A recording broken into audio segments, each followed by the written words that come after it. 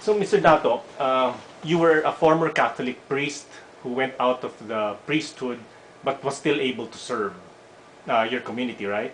Just for the sake of clarification, Mr. Ossi, priesthood means service to the community, but there are two realities here, celibacy and priesthood. But in the Roman Catholic Church, in order to be a real ordained Catholic priest, you have to subscribe and accept the discipline of celibacy. So, but in the reality, priesthood means service to the community. So, in a sense, whatever I'm doing right now, serving the community, just recently, I served the Filipino community by doing the consular outreach services.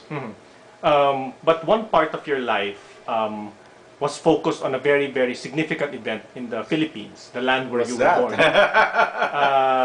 And that was Edsa 1. Ah, yeah, okay, I remember that. Yeah. What was your role in particular? Because I'm sure a lot of people who know about Edsa 1 or are researching about Edsa 1 may have stumbled across your name one way or another. In particular, what was your role in Edsa 1? You have to understand, in 1981, I was recruited to become a radio broadcaster at Radio Veritas. Even to the point I was given the scholarship to go abroad to do my broadcasting management and to continue my broadcasting career. So since 1981, I am a producer, anchorman, and a program host at Radio Veritas from 1981. Remember, Edsa 1 is 1986. So from the very beginning through all my programs, whether it's counseling program, whether it's news reporting, because I'm also a field reporter, as a staff of Radio Veritas that time, you can be a reporter, anchorman, you're everything. So that time I always do some field reporting. So you know what happened before Edsa 1, the assassination of Ninoy Aquino in 1981. And from then 1983, I'm sorry, I like to be corrected on that. That is August of... August 21, 1983. Okay, I remember that now, you know. Being in America for a while, sometimes you forget dates. But I have all those documents with me I brought in America. What I'm trying to say here is that since 1983, since 81, 83, all my programs speak about truth, justice, democracy, people's participation, and that it is not only the government leaders, but the Filipino people. The people should participate in the future of their country. But of course, the good example should be the leaders, the government leaders. And that time, unfortunately, we're under martial law, under dictatorship, and that time I'm really against that form of government. I like a government that is democratic, participative, and the government addresses the issues of the poor, the middle class. You know, this is precisely my ideology as a person. As a Roman Catholic priest, my ideology is addressing the needs of the poor, of the middle class, of the people who are suffering from poverty and injustices. So in late 1985, former President Marcos declares a snap election. Correct. Right? And at that time, Corazon Aquino was running under the opposition banner. Could you describe to us what was happening in the Philippines during that time, the few months before Edsa 1 in February 1986? You have to understand, again, this is a regime of dictatorship.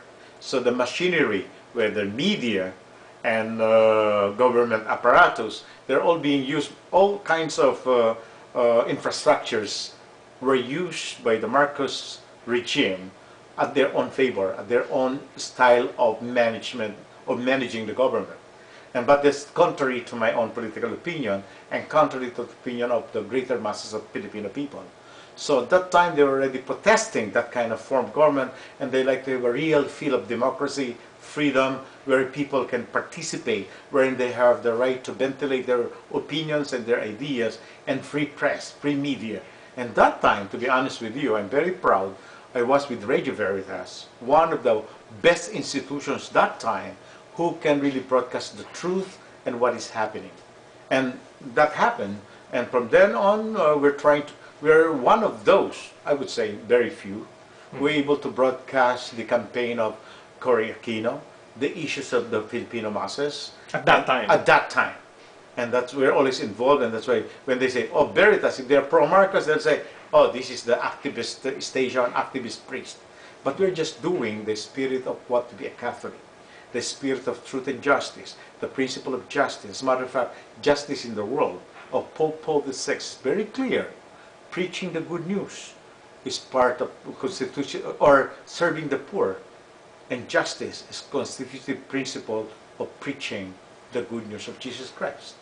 But why were you identified as the Radio Veritas priest? That time, because I'm very articulate when it comes to the principles of justice. I'm very articulate against the management and the administration of Mr. Marcos.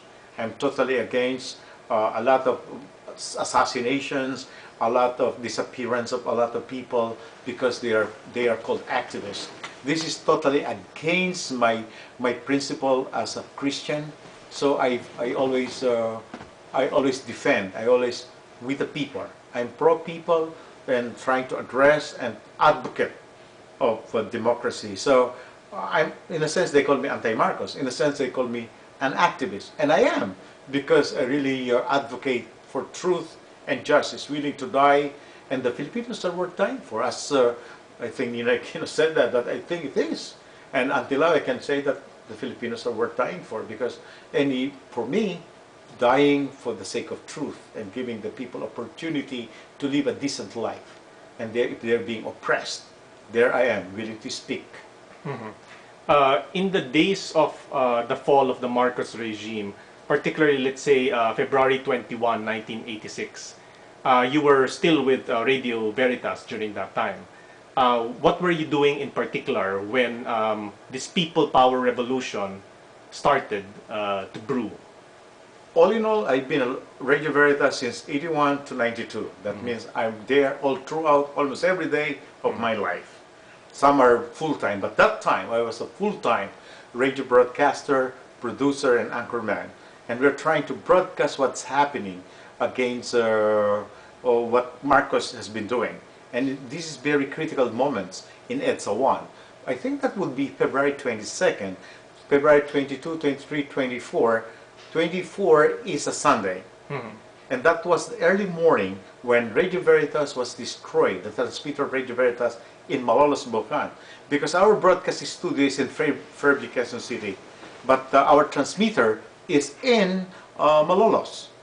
And that time, Friday evening, when I think Enrile, the camp of Enrile was trying to be attacked by Marcos regime because of some issues. And they like to defect against Marcos. And they like to be totally out of the administration of Marcos. So somebody has to broadcast that and the truth, what is happening. Because Radio Veritas is always there.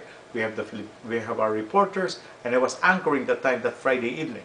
And then that Friday evening, up to Monday morning, I was in Radio Veritas. I was not sleeping. I was broadcasting.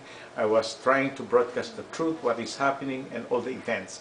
Interviewing people, interviewing those actors of that critical days of Edsa.